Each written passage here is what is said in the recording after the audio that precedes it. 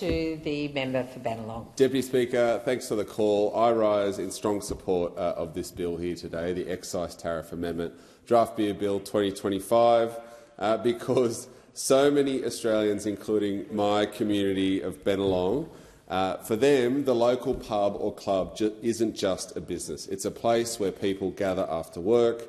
It's where communities come together. It's where members of parliament like myself hold our events. It's where families meet, where sporting teams celebrate or commiserate, and it's where local musicians get their start.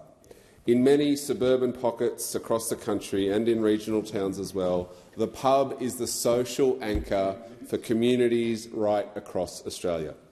It keeps people connected, it provides jobs for local hospo workers, it supports local charities, and they sponsor local sporting clubs. And when local venues are under pressure, as they have been for a while now, the community feels it. That's why this legislation matters. It's not just economic policy, it's community policy. Our hospitality sector has been riding a wave after wave of pressure, a pandemic that hit venues harder than almost any other industry.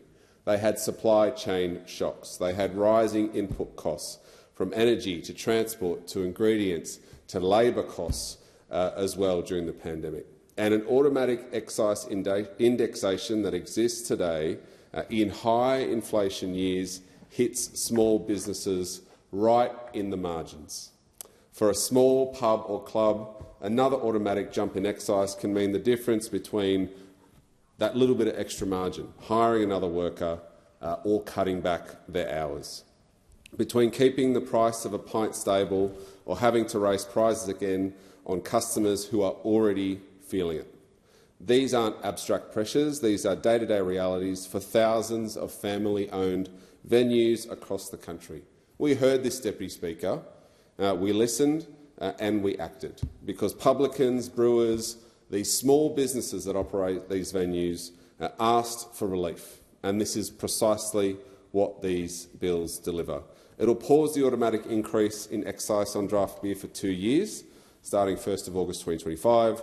It will apply to kegs and containers used in pubs and clubs that are between 8 and 48 litres and above. This is targeted and is designed to support venues where people go out, where people recreate, venues that support draft beer, helping to manage their costs, helping to facilitate jobs in our local communities, all while keeping prices steady. It's a practical step to help local venues stay successful and be the place and continue to be the place where communities come together, because there are around 10,000 hospitality venues that stand to benefit from this 2-year pause. About 75% of those hotels and clubs, Deputy Speaker, are small family-run businesses. And from someone that comes from a small business background, not in the pub or club sector, this is something I'm proud that this government is making part of our policy offering to them. Support for small businesses right across the country, because small businesses employ local people. They support local footy clubs. They host charity days, and they give young people their first job. In total, 160,000 Australians work in hospo and brewing sectors, and that is all connected to beer.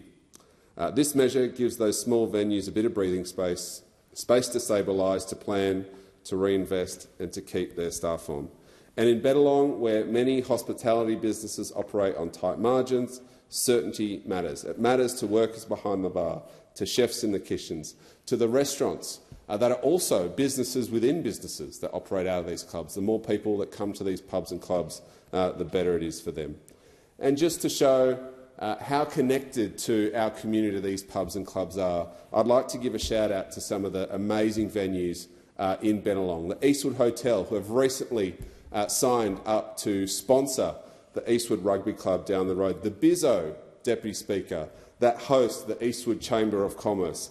Moko Eastwood runs a great trivia night. And yes, I've had an election party there too. I'll take that interjection. We've got Ryedale's Tavern in West Ryde, right opposite the station, where I know people drop in and have a beer after work to meet with their mates. We've got the West Ryde Hotel used to be called Mary's. They do a great job. They've got a great venue at the back that community groups can hire for free at their local pub. We've got the Royal Hotel in Ryde, right in the centre near the bus stop there. Know a lot of tradies go there after work to catch up with their mates and have a cold beer. We've got the U-Bar at the university. I'm way too old to go to the U-Bar now, so that's one that I absolutely avoid, but I'm sure they do a great business. We've got the people at the ranch that do a great job supporting local sporting clubs. They've hosted a function or two of mine, bringing our community together. They do a fantastic job. The Governor recently hosted a great forum for Labor for Housing, actually, as well as one of the candidate forums run by the local business chamber. They provide a community service as well. North Ryde RSL do great things, host sporting clubs up there. A lot of sporting clubs are run under the North Ryde RSL banner.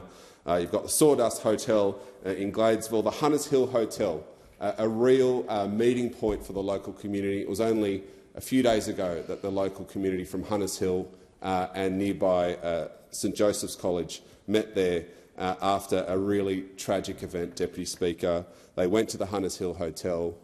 They celebrated the life of a young man who lost his life too soon, and they were able to gather there and commemorate together. The Bayview in Gladesville, I was there the other week playing trivia, came third, a great local venue, and to connect with local communities. We've got the Woolwich Pier Hotel, a great place to have a lunch and meet with mates. I'm going to go through each one here, Deputy Speaker, so I've got a few minutes left. I'm going to go through each one. I've got a few more minutes to go before the member for Hunter. We've got the Longueville Hotel, a really great establishment in the middle of Lane Cove, Newcastle. The Diddy hosts great trivia as well. Shout out to Thomas Shanahan, who used to run the trivia up there, and a good meal. I know a lot of locals from Longueville who go up there and have a great time. Gladesville RSL, they've just done a big renovation and support the local gymnastics club over there, Deputy Speaker.